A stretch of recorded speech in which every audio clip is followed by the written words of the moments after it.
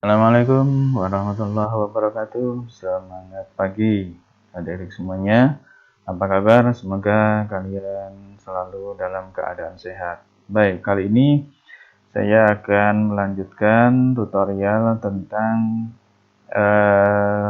lanjutan dari elektrodinamika, yaitu tepatnya pada pokok bahasan atau sub pokok bahasan hukum Ohm.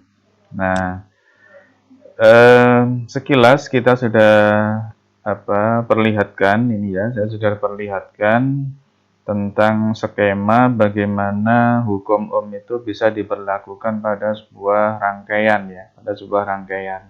Nah, di sini ada baterai ya, masing-masing besarnya adalah 1,5 volt. Ya, saya punya 3 ini. Berarti nilainya adalah 4,5 ya, 4,5 volt ya, 4,5 volt. Kemudian di sini hambatannya adalah 500 ohm gitu ya, hambatan 500 ohm. Nah, kita tidak terkonsentrasi pada besarnya atau nilai dari masing-masing besaran fisis ini. Yang kali ini kita akan pelajari adalah bagaimana kesebandingan, gitu aja ya, bagaimana kesebandingan antara besaran fisis tegangan ini V, kemudian ada I dan ada R, itu saja.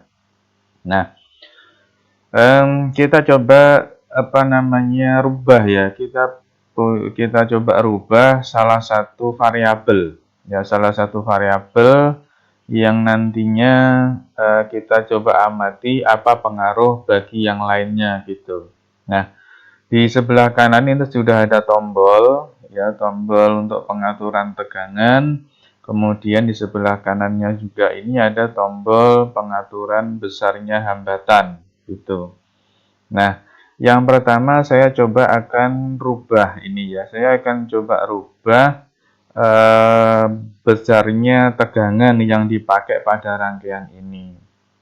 Berarti kalau saya merubah tegangan, ini R-nya saya upayakan tetap. Ya, R-nya saya upayakan tetap. Nah, mari coba kita rubah. Ya, ini tegangannya. Oke, jadi tegangannya kita ganti. Ini. Oke, nah ini coba kita rubah. Nah, jadi misalkan tegangannya saya turunkan menjadi berapa ya? Nah, segini aja lah. Nah, 1,5. Nah, 1,5. Kita bisa amati. Ketika tegangannya sama dengan 1,5 gitu, maka arusnya bagaimana? Nah, itu coba lihat. Nah, ini saya coba besar dan kecilkan. Nah, di sana kelihatan polanya bahwa ketika tegangan itu kita naikkan, maka arusnya juga membesar. Ini, arusnya juga membesar. Pada saat ini kita turunkan, coba yang di awal adalah 3,4 ini ya. Sekarang tegangannya kita turunkan. Nah, maka otomatis arusnya ini juga akan turun. Nah, gitu.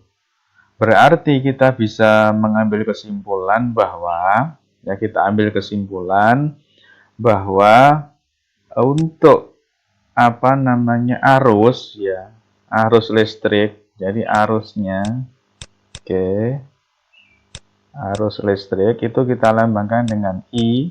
Arus I itu sebanding dengan V. Nah, berarti arus yang mengalir itu sebanding dengan V. Berarti kebergantungan semacam ini apakah berlaku balik gitu? Apakah berlaku bolak-balik? Apakah V bergantung pada I? Tidak. Ini yang benar bahwa arusnya ini bergantung kepada V. Bergantung pada tegangan. Nah, buktinya apa? Ini tadi kita perbesar, maka arusnya juga besar di sini. Arusnya besar, teramati dari sebelah sini. Gitu. Nah, ini tadi dari satu sisi ya. Jadi kalau seperti ini artinya kita bisa tuliskan, Oke, artinya bahwa ini kita bisa menuliskan kalau V-nya besar ya. Oke ya, kalau tegangannya besar, maka kita peroleh arusnya juga besar. Nah gitu, itu arti dari berbanding lurus. Dan apabila V-nya itu kecil, nah gitu, maka kita juga peroleh arusnya nanti juga akan semakin kecil. Nah begitu, ini arti dari berbanding lurus. Nah, ini yang V-nya sudah kita rubah. Nah, coba sekarang kita berlakukan untuk besaran fisis yang lain, yaitu R. Ini coba V-nya kita naikkan dulu ya, biar kelihatan nanti efeknya. Oke. Jadi ini kita naikkan dulu, V-nya yang gede aja. Oke ya, segini aja. Oke, 0,9, nggak apa-apa ya. V-nya, jadi V-nya 3,9 volt. Gitu. Biarkan tetap. Berarti kalau kita mau menguji R-nya, ini V-nya kita biarkan tetap dulu. Nah, dengan kondisi seperti ini, ya, sekarang R-nya kita rubah.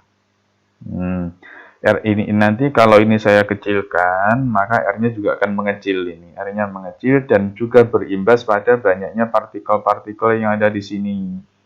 Ya, banyaknya partikel-partikel yang atau apa penyusunnya dari apa hambatan yang ada di sini gitu. Nah, kalau ini saya turunkan coba, hambatannya kita turunkan. Logikanya kalau hambatannya kita turunkan, otomatis kan arusnya semakin banyak ya, gitu.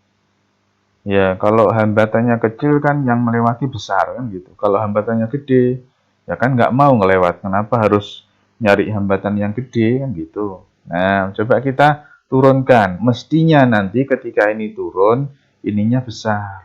Gitu. Ininya besar, arusnya besar. Ininya besar. Ya gitu, arusnya akan membesar. Nah, coba kita R-nya turunkan. Nah, kita turunkan R-nya. Oke, coba. Nah, gitu, kita turunkan R-nya. Nah, coba. Seiring dengan turunnya harga R, hambatan, maka arusnya akan semakin besar. Gitu. Ini R-nya saya turunkan. Nah, itu berarti arusnya akan semakin besar. Nah, antara R dengan arus ini artinya apa? Berbanding terbalik kan gitu. Kalau ini kecil, maka ini besar. Gitu. Nah, sehingga dengan demikian kita juga bisa tuliskan bahwa arus I, nah gitu, I itu berbanding terbalik. Nah, gitu ya, berbanding terbalik dengan R. Itu. I itu berbanding terbalik dengan R. Kalau R-nya besar, maka arusnya kecil, gitu. Nah, kesebandingan inilah yang oleh Ohm ya, yang oleh Ohm ya, yang dikenal dengan hukum Ohm, pada akhirnya dibuat rumusan gitu, dibuat rumusan bahwa ini adalah kondisi akhirnya, kesimpulan dari percobaan ini bahwa apa namanya kuat arus itu I ya, itu berbanding lurus dengan tegangan dan berbanding terbalik dengan hambatan. Nah, inilah yang dikatakan sebagai hukum Ohm. Nah, di sini hukum Ohm. Dengan catatan apa? Dengan catatan suhunya tetap. Ini ya. Dengan catatan ini tidak ada perubahan suhu, tidak ada perlakuan perubahan suhu. Seperti itu.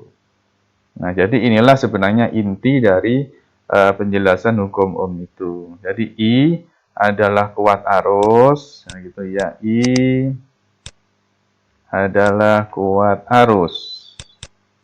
Ya, kuat arus dalam satuan ampere.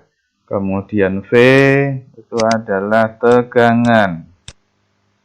Nah, tegangan dalam satuan volt. Nah, gitu. Ini satuannya ampere ya, gitu. Ini adalah volt, kemudian R adalah besarnya hambatan. Gitu. Hambatan. Nah, itu satuannya adalah ohm. Nah, nulisnya gitu. Nah, inilah sekilas tentang bagaimana pemberlakuan hukum Ohm. Nah, saya kira cukup jelas dan silahkan diulang kembali video ini sampai bisa dipahami dengan baik. Demikian, tetap semangat dalam belajar. Assalamualaikum warahmatullahi wabarakatuh.